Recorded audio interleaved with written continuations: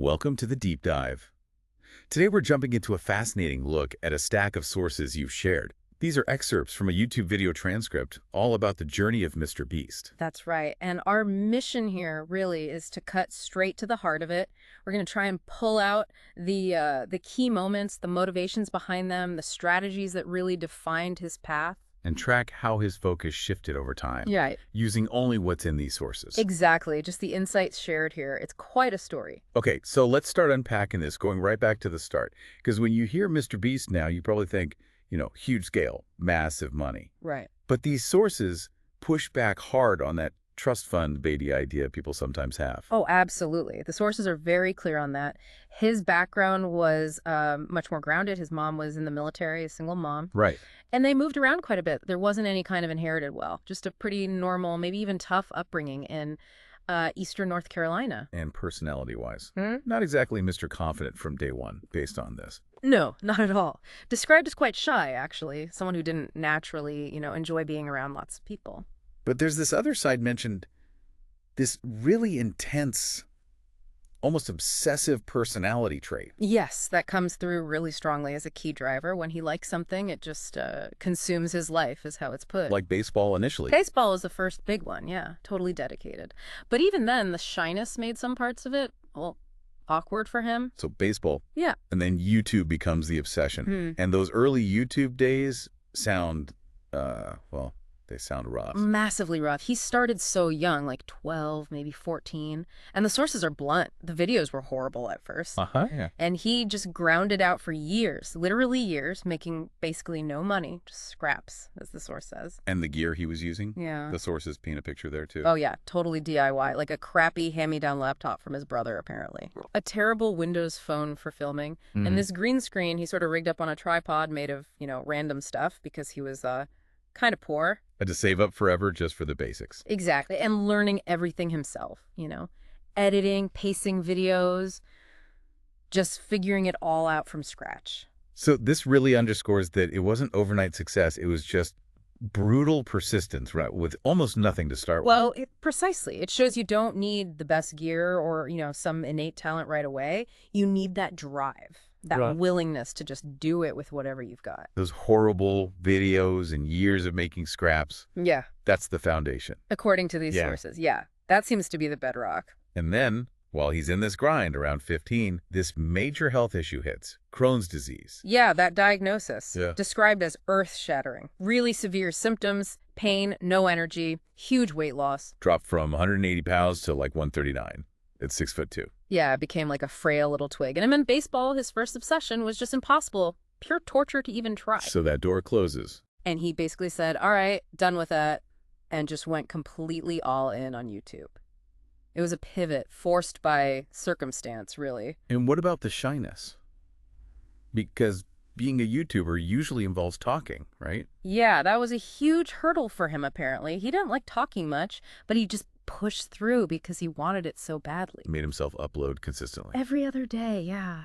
Just to get used to being on camera, to get comfortable. And the sources mentioned he didn't even tell his mom what he was really doing for a long time. That's such a telling detail, isn't it? For the first, few hundred videos, she thought he was just talking to friends online. While gaming or something. Yeah, or school friends. He'd be loud filming. She'd tell him to keep it down, thinking he was just chatting. Wow. He'd just say, okay, and keep going. Shows that kind of single-minded focus, even back then. Okay, so obsession, grit, resourcefulness, grinding through health issues, shyness. Then comes that classic crossroads college. Right. His mom really believed it was important, but he never wanted to go. Hoped YouTube would pay off before then. Exactly. But it didn't quite happen in time. So the deal was, go to college, or you have to move out. So he technically enrolls. But immediately starts skipping classes. The sources say right away. What was the strategy there? Just pretend. Pretty much. Yeah. Tell his mom he was filming at college, when really he was off somewhere else just working intensely on videos. And that's when things start to shift, during that brief sort of fake college period. Yeah, something clicked right around then. Viewership started going up. Income started coming in. How much are we talking? This source mentions around like $1,000 a month or something. Not a fortune, but enough. Enough to prove viability. Exactly. Enough for him to immediately drop out and tell his mom the truth. That little spike was the trigger. And dropping out. That's when it goes into hyperdrive. What changed in the content? This is where he really leaned into that idea of just doing interesting things people will watch. He started doing these crazy, ridiculous, lengthy challenges that nobody had ever done. Like what? What kind of challenges? Oh, just wild stuff. Counting to 100,000, watching paint dry for 10 hours straight. Seriously? Yeah, reading the entire dictionary, spinning a fidget spinner for 24 hours, even microwaving a microwave. Okay, that sounds completely absurd. What was the thinking behind that kind of content? It seems to boil down to originality and just sheer effort being the hook. The realization was, as the sources put it, If it's unique and really hard, people have no choice but to watch it because it's just interesting. You do something nobody else would dream of doing because it's so difficult or takes so much effort that creates its own spectacle. so the insight is extreme effort, doing what others won't, that's compelling content. Exactly. And that's what apparently drove those first truly viral videos, kicked off that massive subscriber growth. And the sources mentioned YouTube growth isn't steady, right? It curves upwards. Yeah, it's not linear. Once you hit that inflection point, it accelerates like crazy from 1 million to 10 to 100 million. So he finds the growth formula, money starts coming in, then comes this really key moment. The first big brand deal offer. Right. $5,000 from an agent for an app called Quid, I think. And his mom was thrilled. Yeah. Understandable. Oh, yeah. $5,000. It's really, really great, she said. Coming from where they were, that was huge money. But his reaction was unexpected. Completely. He didn't just take the $5. He asked for $10 instead. Okay. And the reason he gave was just, wow. He explicitly said he wanted the $10 so he could walk out his front door and go give it to a homeless person. What? And his mom's reaction. Shock, apparently. Like, that's your great idea. You just got offered $5K and you want $10K to give away. But he actually went through with it. The sources talk about that first giveaway video. Yeah, finding the homeless man at Walmart, filming that interaction. The guy's disbelief, saying, I'm not joking, you're right. And getting dinner with him afterwards, hearing his story. Right. And how did that feel for him? He said it felt obviously great, seeing the guy's face light up. And the video itself. What did it do? Got so much enthusiasm, so much heart, so much feedback. It felt fulfilling, awesome. And crucially for the model he was developing, the video did great. Viewership was high. Okay. And that's the light bulb moment, isn't it? The connection. That's the cracked the code moment, as he puts it. The realization, wait a minute. If I take brand money And give it away in the video. the video does well, Which makes more money. which I can then give away in the next video. Exactly. It created this self-sustaining cycle. The content funded the philanthropy, which became the popular content, which funded more philanthropy. Did he test it again quickly? Yeah, tipped pizza delivery drivers, Yeah. huge amounts. Those videos also did really well, confirming the pattern. So the strategy becomes spectacle plus genuine positive impact equals a powerful content engine. And the core motivation behind it all. It keeps coming back to what genuinely makes him happy. He says it over and over. Yeah. Helping people, seeing their faces light up, the excitement, that's the real driver. He even calls it selfish because he enjoys it so much. Yeah, but the sources portray it as very genuine fulfillment. Deep down, that's what brings him joy. Which contrasts with his earlier experience with money, right? Trying the typical rich guy stuff. Totally. He bought expensive clothes, a fancy car when he first made some money, thought that was the goal. But it didn't stick. Nope. Especially with the ongoing Crohn's issues, he realized quickly that stuff didn't bring lasting happiness or fix the real problems. He got rid of it all, just realized that's just not what makes me happy. And the sources mention looking up to figures like Steve Jobs, Elon Musk, Bill Gates. Yeah, people focused on changing the world, not just flashing cash. He saw they didn't care about flashy things, they cared about impact. And that seems to have really rubbed off on him. Okay, so from that initial $10K giveaway, how does this scale up to something like Team Trees? That was massive. Well, it started as an idea for hitting 20 million subscribers, maybe plant 1 million trees. Okay, ambitious, but maybe doable. But the sources say the research showed that was basically impossible for one person. So in typical fashion. He didn't scale back. He scaled up. Exactly. To 20 million trees for 20 million subscribers. Wow. How did he even start tackling that? Put out a tweet basically asking for help. That led him to connect with Mark Rober. The former NASA and Apple engineer. That's the one. Rober helped sort out the details and, really importantly, connected them with the Arbor Day Foundation. Why was that partnership so key? Because they had the actual expertise, right? Not just planting millions of trees, but doing it correctly, Plant the right tree at the right place at the right time. Made sure it was legitimate. Totally. They wanted it ironclad, bulletproof, especially since they were asking people, including kids, for money. And the campaign mechanic itself was so simple. Brilliant, wasn't it? $1 equals one tree, and the sources stressed the main goal really was planting the trees. The video was just the way to make it happen. What was the reaction from other YouTubers and the public? He apparently expected creators might not be interested, but he was blown away. Hundreds jumped in, making videos to support it. Like the Power Rangers assembly. Haha, yeah, that's the comparison used. Just this huge wave of support from the community. And the results were just staggering. They aimed for $20 million by the end of 2020 and hit it in about a month. Insane. With that leaderboard showing the big donations, right? Elon Musk. $1 million. Then someone topped him with $1,001,001. But the sources really emphasize something else about the donations, don't they?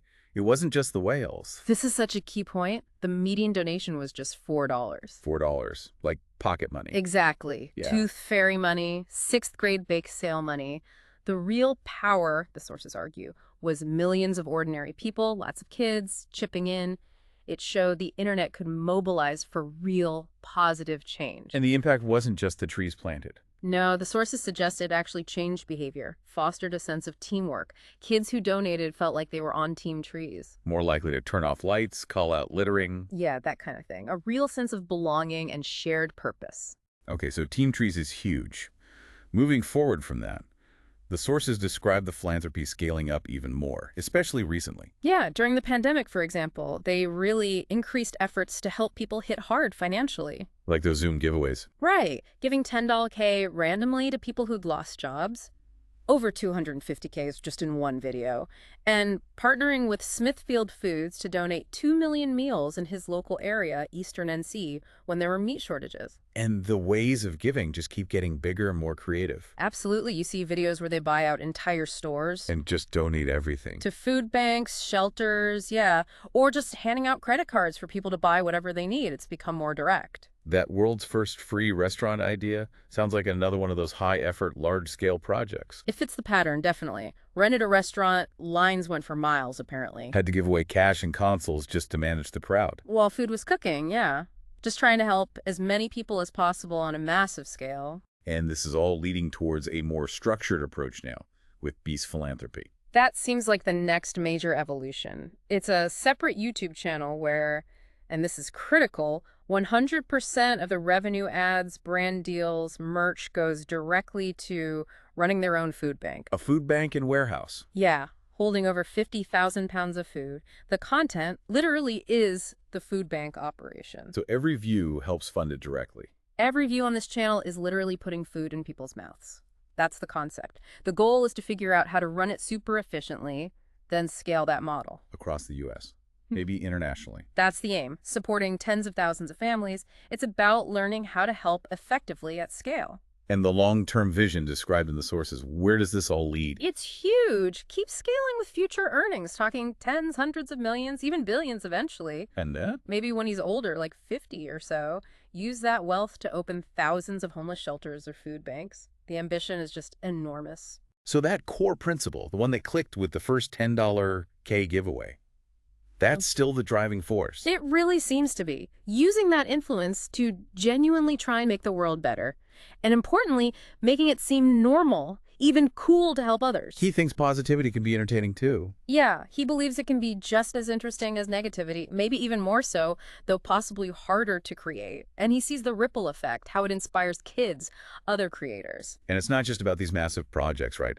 The sources bring it back to the individual. Absolutely. Connecting the small actions to the big picture. That idea that even tiny things, tipping extra, giving a compliment, mowing a neighbor's lawn. If millions do it. It has a massive macro impact. The call to action seems to be, it starts with you. Go do something positive. Go give away money, as the source puts it bluntly at one point. And looking ahead, the sources describe his future potential as basically limitless. Without boundaries. The whole world is a playground for making an impact.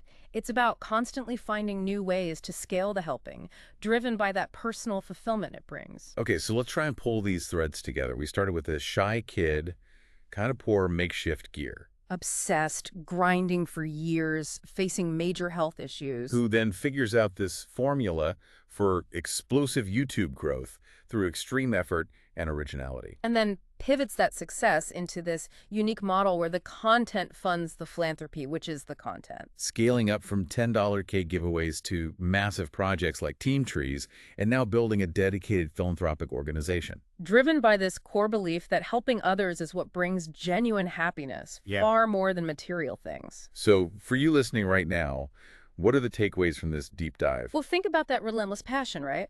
Starting with almost nothing but just grinding it out. How does that early grit translate to massive scale? And consider that innovative model, using the platform itself to directly fund doing good. How does that challenge our usual ideas about earning and giving? And Team Trees. Remember, the power wasn't just the big names, it was the millions of small actions. Where could you apply that principle of collective action in your own life or community? What small thing, if done by many, could make a real difference? And finally, let's leave you with that thought from the sources. Positivity can be just as interesting as negativity, but maybe it's harder. What does that really mean for how you choose to create, consume, or just engage with the world around you every day?